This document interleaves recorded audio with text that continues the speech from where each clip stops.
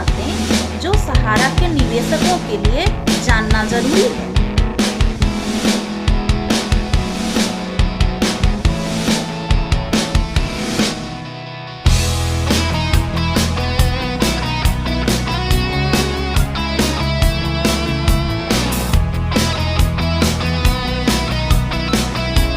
Weekly updates. Gujarat में 7% कम voting पड़े।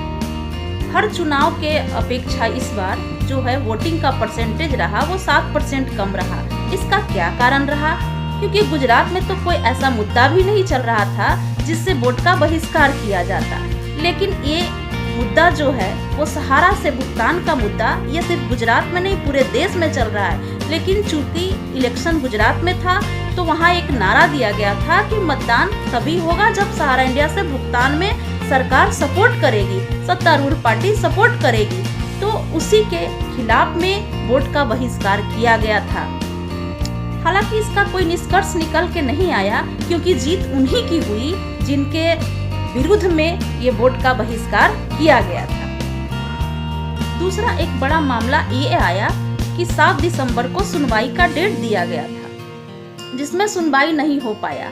विश्वसनीय सूत्रों से पता चला है कि ये सुनवाई इसलिए नहीं हो पाया क्योंकि सहारा इंडिया के वकील तय ही नहीं कर पाए कि किस मामले की सुनवाई पहले की जाए। सहारा इंडिया चाहती है कि पैसे वाले मामले का सुनवाई पहले हो, सहारा सेबी वाले मामले का सुनवाई पहले हो। तो उस मामले में सुनवाई क्या होगी उसका डिसीजन तो पहले ही दिया जा चुका है। जब तक ये रेस्ट पैसा जमा नहीं करेंगे तब तक सहारा का पक्ष रखा नहीं जाएगा, सुना नहीं जाएगा। Hello everyone, welcome back in my channel Saumya for Sahara. Amby valley Sahara का ड्रीम प्रोजेक्ट, वाकई में ड्रीम प्रोजेक्ट, जो महाराष्ट्र के लोनावाला में मुंबई पुणे हाईवे पर अवस्थित है। इतना खूबसूरत प्रोजेक्ट है ये ऐसा प्रोजेक्ट है जो चारों तरफ से पहाड़ और बीच में इस हिल सिटी का डेवलपमेंट किया गया है। ऐसा लगता है कि पहाड़ों की गोद में इस प्रोजेक्ट को बनाया गया है। इसकी नेचुरल खूबसूरती भी इतनी है कि वाकई में ये ड्रीम प्रोजेक्ट लगता है। यहाँ के एक एक फ्लैट की कीमत जो है वो 40 से 50 करोड़ रुपए की बताई जाती है। सुप्रीम कोर्ट के द्वारा ये आदेश तो 2017 में ही दिया गया था, लेकिन ये अभी तक बिक नहीं पाया है और फिर से ये बात दोहराया गया है सुप्रीम कोर्ट के द्वारा कि आप नीलामी की प्रक्रिया को जारी रखें, उस पर रोक नहीं लगाया जाएगा। अब बात ये आती है कि एम्बे वैली की नीलामी जो होगी तो उसका क्या वैल्यू निकल के आएगा। तो उसका जो वैल्यू लगाया गया है वो 35 से 40 हजार करोड़ के बीच का लगाया गया है, यानी 40 हजार करोड़ रुपया उसकी नीलामी के बाद आने का अनुमान है। तो क्या इस पैसे से हमारा भुगतान हो जाएगा? 40 हजार करोड़ से हमारा भुगतान हो जाएगा? अब बात ये आती है, क्योंकि सबसे पहले तो जब एम्बे वैली की नीलामी होगी उससे जो पैसा आएगा तो वो सहारा सेबी अकाउंट में जाएगा, और सहारा सेबी अकाउंट में जो पैसा जमा है उसके अलावा 9,000 करोड़ और प्लस अब तो सेबी फाइन ब्याज जोड़ के उसको 14,000 करोड़ रुपया बता रही है। इसके अलावा सेबी का एक और क्लेम आया है 6.42 करोड़ का, यानी अगर सबको जोड़ लिया जाए तो सेबी का ही क्लेम जो है 14,007 करोड़ का लगभग बन रहा है। पैसा कितना आना है? 40,000 करोड़ रुपया लगभग आना है, और उसमें सेबी का ही क्लेम बन रहा है 14,000 करोड़ का। तो अगर सेबी को उतना पैसा दे भी दिया जाए, मतलब दे भी दिया जाए, क्या देना ही है। प्रोजेक्ट अगर नीलाम होगा तो वो पैसा सेबी को ही जाएगा सबसे पहले, तो बचेगा क्या? 40 आता है, 14 देना है, 26,000 करोड़ रुपया बच जाएगा, तो उससे क्या हमारा भुगतान हो जाएगा? सहारा के कोऑपरेटिव सोसाइटियों में जो इन्वेस्टमेंट है वो 86,000 करोड़ का है, जिसका पैसा 62,000 करोड़ एम्बे वैली में लगा था। तो सोसाइटी का इन्वेस्टमेंट 86,000 करोड़ का है और यहाँ जो पैसा बच के आ रहा है सेबी को देने के बाद वो 26,000 करोड़ लगभग आ रहा है। तो उससे तो भुगतान हमारा नहीं हो पाएगा, हम सबका नहीं हो पाएगा। ये हमारे भुगतान के लिए अभी लंबी लड़ाई है।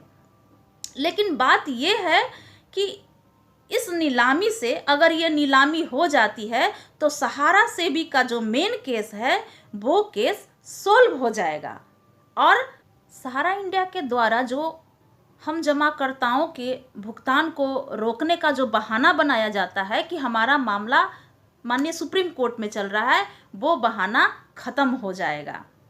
ये एक बहुत बड़ी बात हो जाएगी। परंतु ये आदेश तो माननीय सुप्रीम कोर्ट के द्वारा 5 साल पहले ही दिया जा चुका है, 2017 में ही दिया जा चुका है और अभी तक नीलामी नहीं हुई है।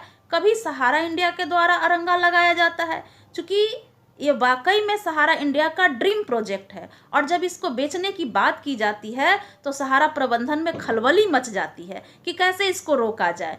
तो सहारा इंडिया के द्वारा अरंगा लगाया जाता है, उनके द्वारा ये कहा जाता है कि हम जो रेस्ट पैसा है उसको जमा करा देंगे, ये नीलामी की प्रक्रिया को रोक दिया जाए और हमें कुछ समय दे दिया जाए, कभी 18 महीने का, कभी 20 महीने का। इस तरह करके अरंगा लगाया जाता है और अब तो सेबी ने भी हाथ खड़ा कर दिया है कि इस प्रोजेक्ट को बेच करके सहारा इंडिया से पैसा वसूलना टेढ़ी खीर है। इसके बावजूद भी माननीय सुप्रीम कोर्ट ने आदेश दिया है कि नीलामी की प्रक्रिया को जारी रखा जाए। एम्बे वैली की नीलामी से हमारा भुगतान तो नहीं होगा, लेकिन भुगतान का रास्ता क्लियर हो जाएगा, ये तय है। कोर्ट में जब सुनवाई होगी तो देश में जितने भी कोऑपरेटिव सोसाइटियों के तहत जिनका भी जमा किया गया है उसका डाटा सीआरसी से मांगा जाएगा। तो क्या सीआरसी में आपने कंप्लेन कर दिया है? मैंने तो कर दिया है और मेरे परिचय के जितने भी लोग हैं उनके द्वारा भी करवाया जा रहा है। इतने सारे लोगों का ये पेपर जो है, ये मेरे पास इतने सारे लोगों का पेपर अभी भी आया हुआ है और इनको भी सीआरसी में कंप्लेन करना है, क्योंकि ये सारे का फॉर्म भी मैंने लाके रखा हुआ है और ये कंप्लेन मुझे करना ही है। आप लोगों से भी निवेदन है कि इस कंप्लेन को जल्द से जल्द कर लें। ये कंप्लेन कैसे करना है इसका तरीका मेरे द्वारा पिछले वीडियो में बताया जा चुका है। अब हम जमाकर्ताओं को अपने भुगतान के लिए सुप्रीम कोर्ट की तरफ तो देखना ही है और अपने स्तर का भी प्रयास करना होगा। माननीय सुप्रीम कोर्ट की तरफ से हो रही देरी के कारण हमें भुगतान लेने के लिए दूसरे रास्ते भी तलाशने होंगे। दूसरा रास्ता जो होगा वो दबाव का रास्ता होगा। एक तरीका से सहारा के जमाकर्ता आंदोलन करके दबाव तो बना ही रहे हैं और आगे भी अभी जो आंदोलन हुआ है उसके बाद भी एक बड़ा आंदोलन होने का रूपरेखा तैयार किया जा रहा है। हर बार ये संभव ही नहीं कि हम लोग आंदोलन करें। दबाव तो हम जो व्यक्ति जहां हैं उसी परिस्थिति में दबाव क्रिएट कर सकते हैं। अभी आने वाले 1-1.5 साल के समय में चुनाव का दौर ही चलने वाला है। हम अपने लोकल जनप्रतिनिधियों से ही इस मुद्दे के ऊपर बात करें और उनसे सहयोग मांगे कि वो क्या हमारे भुगतान के लिए सहयोग कर सकते हैं। अभी बिहार में नगर निकाय चुनाव का रास्ता साफ हो गया है।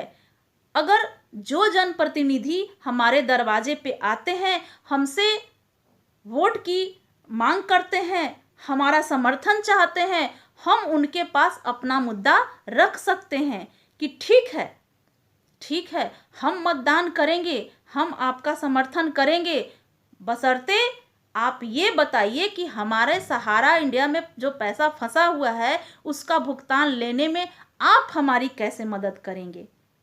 नगर निकाय का चुनाव जो है वो रूट लेवल का चुनाव है, एकदम निचले स्तर का चुनाव है।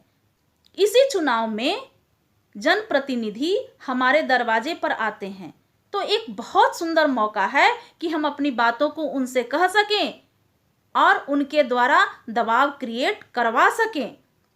ये जो बात हो रही है कि भुगतान नहीं तो मतदान नहीं, हम ये बात करेंगे कि आप हमारा समर्थन करें। आप कैसे करेंगे ये बताएं तो हम आपका समर्थन करेंगे। गुजरात चुनाव में जो 7% वोट का बहिष्कार किया गया, ये 70% भी हो सकता है। आने वाले दिनों में ये 70% भी हो सकता है, और जिस दिन 70% हो गया उस दिन तो भुगतान अपने आप हो जाएगा। अब मेरा सवाल आप लोगों से ये है कि क्या आपने अपने जनप्रतिनिधियों से ये मुद्दा उठाया है, उनसे ये बात की है? अगर नहीं की है तो क्या करने का इरादा रखते हैं? इन्हीं बातों के साथ मैं अपने ब्लॉग को यहीं पे समाप्त कर रही हूँ, और मेरे इस वीडियो को ज़्यादा से ज़्यादा आप लोग शेयर करें, मेरे चैनल को सब्सक्राइब करें और लाइक करना बिल्कुल ना भूलें। धन्यवाद।